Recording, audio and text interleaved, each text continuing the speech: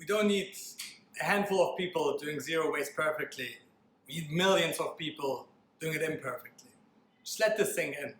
It's a very powerful message. And zero waste, it's just a synonym.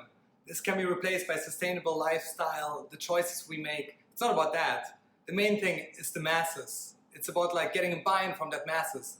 It's the powerful, basically intrinsic message in there. There's 7.8 billion people. If we can just convert 1% in the next year to just do something, to just create that little thing, this will create a ripple effect, this create a domino effect, and this is where the change actually lies. And we know it works because at Stroodles we've created a new product, we created a trend, and we can see people love it, people engage with it, and hopefully subconsciously it triggers behavior. So that's exactly what I want to look at today, is just how do we get that buy-in? How can we package it up to make sustainability fun, make it applicable, make it actionable for the masses? To do that, I want to explore the psychology of people a little bit, and I look at the obstacles. So the main obstacle is stereotypes. People at the moment, Joe Bloggs on the street is exposed to, in their eyes, extremes. The messages on TV, the messages on Facebook, the friends they talk to, for them it's extremes. Even using a reusable bottle is an extreme for them in their day-to-day lifestyle. And that's just the tipping point of it. They see all those radical things. They see the bigger picture, not digest to them, so they can't relate to it. And that's exactly the problem. This is actually, those stereotypes, those extremes are actually what might deter them.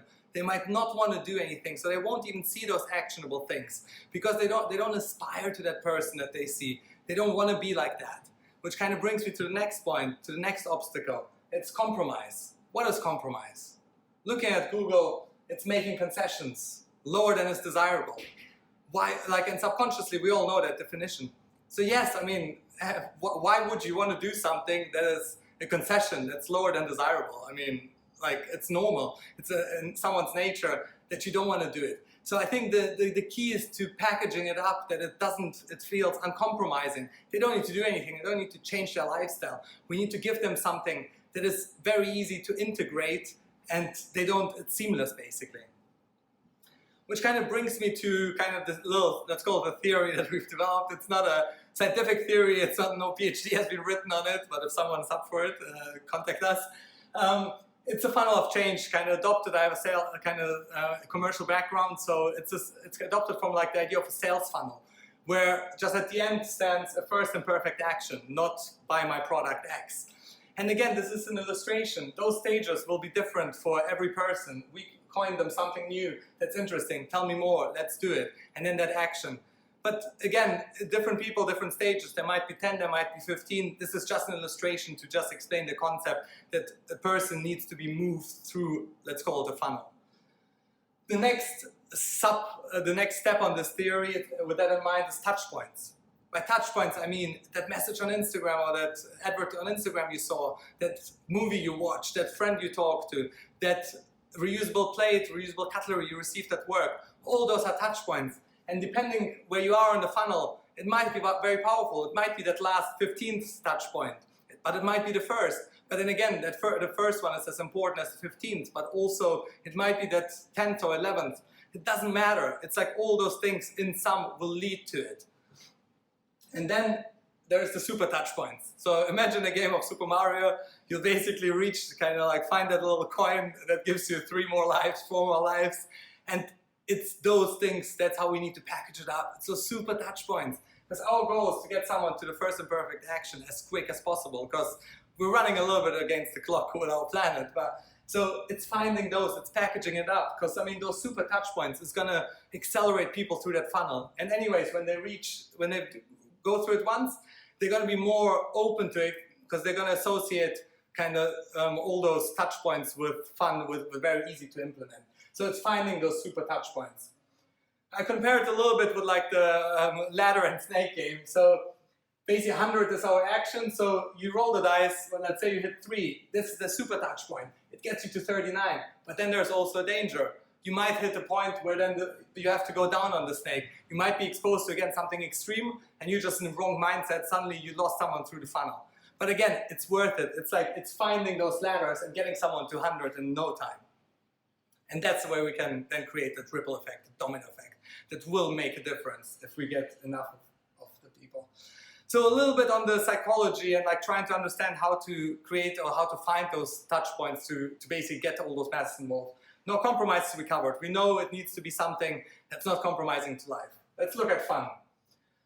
There's multiple ways to get a message across. You can do the Uncle Sam, the planet needs you, very upfront, very direct, very salesy, very preachy.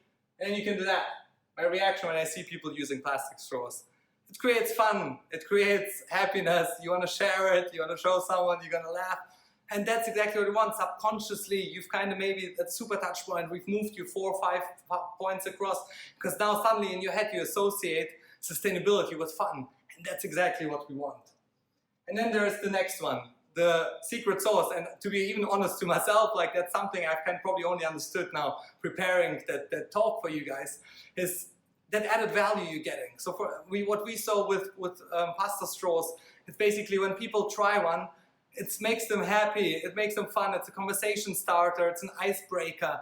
If you share something like that on a video, if you share like a cool idea on your Instagram, suddenly you get people you get likes, you get comments. Suddenly you've gotten that recognition, you've gotten positive emotions, and for everyone it will be different what that added value is. But it's that you're not doing anything extra and you're getting that. I think that's very powerful. So if you can incorporate that, that's a key to it all.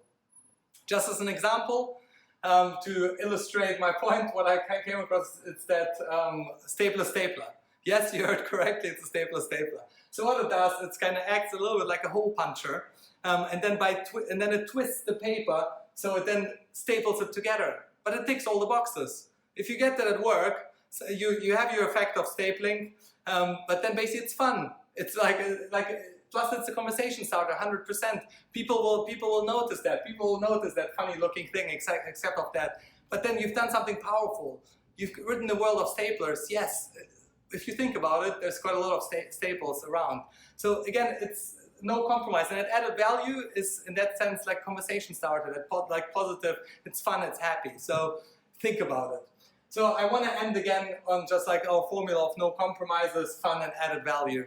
Just that's where the power lies, to create that domino effect.